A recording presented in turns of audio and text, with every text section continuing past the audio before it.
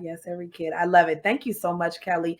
As we wrap up, everybody, if you take anything away from this live tonight, is that you too can have crucial times in your life, but as someone put in the chat, your pain and your story is never just for you, and then after you get to the other side of it, what are you going to do with it?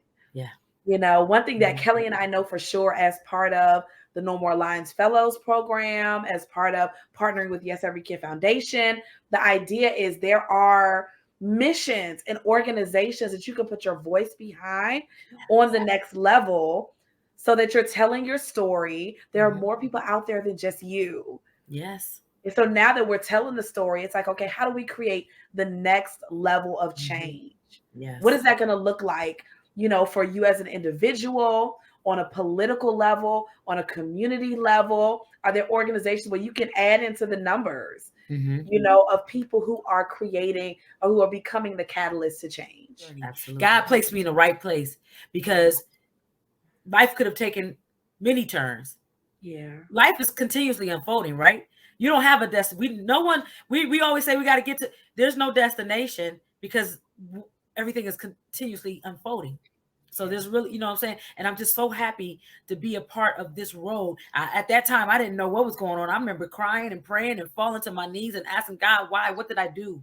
I was like, what did I do? Just tell me, what did I do? I'm sorry. Whatever it was, I'm sorry. If I did something, whatever. I was very vulnerable and I was real. And I was like, God, I'm sorry. Whatever I did, please forgive me of my sin because I wanted it to stop. Yeah. Because I felt like an ant in this huge world. And it felt like at one time there, everybody, it was everywhere. I couldn't get, it was everywhere. And so I would just stay in my little room and then I got depressed. And then now, if you're depressed, how can you be a mommy? How can you be a mommy? Wow. How can you get up to take a bath? How can you get up and feed yourself? How can you get up and feed your kids? How can you get up and go to work? I gotta walk these halls. People, that's her. That's her. And it's blowing up. It's in all the magazines.